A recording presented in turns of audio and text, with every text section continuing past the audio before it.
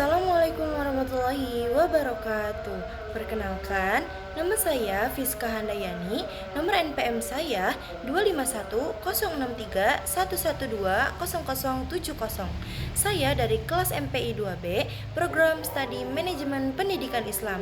Di video ini saya akan mempresentasikan jawaban ujian akhir semester mata kuliah Sejarah Peradaban Islam yang membahas perkembangan dan dinamika peradaban Islam dari masa ke masa serta relevansinya dengan kondisi saat ini. Baik, langsung saja kita masuk ke pembahasan. Di sini saya akan menjawab pertanyaan nomor 1. Menurut saya, Piagam Madinah menjadi bukti bahwa Rasulullah SAW sudah menerapkan Islam pemerintahan yang inklusif sejak awal. Dalam piagam tersebut, semua kelompok masyarakat, baik Muslim, Yahudi, maupun suku-suku lain, memiliki hak dan kewajiban yang sama. Selain itu, pada masa Umar bin Khattab, sistem administrasi seperti diwan diadopsi dari Persia. Hal ini menunjukkan bahwa Islam terbuka terhadap budaya luar selama tidak bertentangan dengan nilai-nilai Islam. Strategi tersebut membuat stabilitas politik semakin kuat karena setiap kelompok merasa dihargai dan dilibatkan. Jika dikaitkan dengan kondisi saat ini, konsep ini sangat penting dalam menghadapi masyarakat yang plural agar dapat hidup rukun meskipun berbeda agama, suku, dan budaya. Di sini saya akan menjawab pertanyaan nomor 2. Dinasti Umayyah lebih berfokus pada ekspansi wilayah dan penguatan kekuasaan yang cenderung berorientasi pada bangsa Arab. Kelemahannya adalah kurang memberikan ruang yang setara bagi kelompok non-Arab sehingga muncul ketidakpuasan sosial. Sebaliknya, dinasti Abbasiyah lebih terbuka dan mengalami kemajuan pesat dalam bidang ilmu pengetahuan. Namun, wilayah yang terlalu luas serta banyaknya konflik internal menyebabkan kekuasaan mereka perlahan melemah. Menurut saya, keruntuhan kedua dinasti tersebut sama-sama dipengaruhi oleh masalah internal, baik berupa ketimpangan sosial maupun konflik perbuatan kekuasaan. Jawaban nomor 3. Di Andalusia, peradaban Islam berkembang melalui ilmu pengetahuan dan budaya. Banyak pengetahuan yang kemudian menyebar ke Eropa dan berkontribusi terhadap lahirnya Renaissance. Sementara itu, dinasti Safawiyah lebih menekankan ideologi Syiah sebagai sarana memperkuat kekuasaan politik. Dampaknya lebih terbatas dibandingkan perkembangan ilmu pengetahuan yang bersifat universal. Nah, menurut saya, pendekatan melalui ilmu pengetahuan dan budaya memberikan pengaruh yang lebih luas karena dapat diterima oleh berbagai kalangan tanpa dibatasi perbedaan kelompok. Jawaban nomor 4. Pada awalnya, bangsa Mongol dikenal karena menghancurkan banyak pusat peradaban Islam. Namun setelah sebagian penguasanya memeluk Islam, mereka justru ikut membangun kembali peradaban dan mendukung perkembangan budaya Islam. Di sisi lain, Turki Utsmani memiliki kekuatan utama pada bidang militer dan birokrasi yang terorganisasi dengan baik. Hal ini membuat mereka mampu mempertahankan kekuasaan dalam waktu yang sangat lama. Nah, jika dibandingkan, keberhasilan Mongol lebih banyak didukung oleh proses asimilasi budaya. Sedangkan Turki Utsmani berhasil melalui kekuatan militer dan administrasi pemerintahan.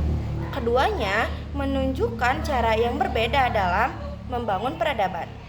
Jawaban nomor 5. Islam masuk ke Indonesia melalui jalur yang damai seperti perdagangan, pernikahan, serta interaksi budaya. Karena proses penyebarannya berlangsung tanpa paksaan, masyarakat lebih mudah menerima ajaran Islam. Kondisi tersebut melahirkan karakter Islam di Indonesia yang toleran dan fleksibel terhadap budaya lokal yang sering dikenal dengan konsep Islam Nusantara. Nah, menurut saya, karakter ini sangat penting dalam menghadapi radikalisme karena masyarakat Indonesia telah terbiasa dengan praktik Islam yang damai, moderat, dan menghargai keberagaman budaya. Jawaban nomor 6. Banyak orang beranggapan bahwa perkembangan Islam hanya terjadi di Timur Tengah saja, padahal wilayah Afrika dan Eropa juga memiliki kontribusi yang sangat besar dalam sejarah peradaban Islam. Contohnya adalah pusat-pusat pendidikan seperti Universitas di Maroko dan Timbuktu yang menjadi tempat berkembangnya ilmu pengetahuan. Nah, menurut saya, narasi sejarah yang terlalu berfokus pada Barat seringkali membuat kontribusi dunia Islam kurang mendapat perhatian. Padahal Islam memiliki peran penting dalam perkembangan ilmu pengetahuan, pendidikan, dan arsitektur dunia. Jawaban nomor 7. Sejarah seringkali belum memberikan perhatian yang cukup terhadap kontribusi umat Islam di Amerika dan Australia. Akibatnya, banyak peran penting mereka yang kurang dikenal masyarakat luas.